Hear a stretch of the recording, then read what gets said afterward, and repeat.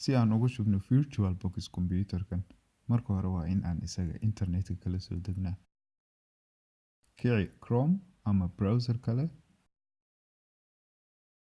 Qaybta kore ku qor virtualbox.org kadibna riix enter. Waa kan website-ka rasmiga ah ee VirtualBox waxaa sameeyay shirkadda Oracle. Si aan u dejisano riix halkan ama dhinaca bidix ku dhufo halka ay ku qoran tahay downloads. Sida halkan ku qoran wuxuu wataa GPL General Public License, waa open source ama free software oo ay cid walba heli karto. Waxaan ku dhufanayaa Windows hostes. Wax yar sug intuu ka dhamaanayo downloadka.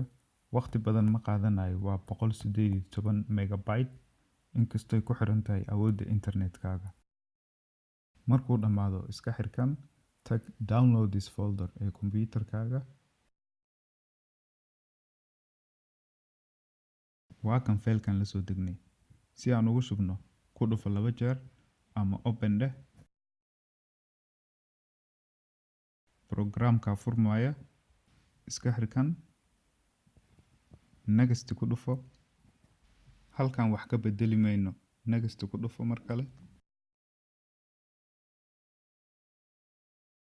Sidoo kale halkan next mar kale dheh. Halkan wuxuu nooga digayaa inuu internetka si ku meel gaara u go'i karo.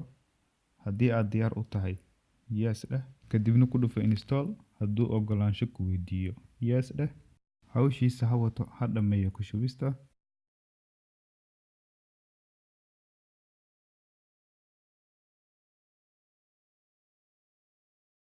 Markuu dhameeyo kanaan ka qaadayna waxaan leenahay finish. Waan dhameynay ku shubista. Imaw halkan kadibna kici programka. Markuu ugu horeysid VirtualBox computer ku shubto, sidaan uu egyahay waa eber, waxba kuma jiraan. Waxaan noo haray inaan sameyno machine cusub isla markaana aan ku shubno Ubuntu. Taasna waxaan sameynaynaa muuqaalka kan xiga.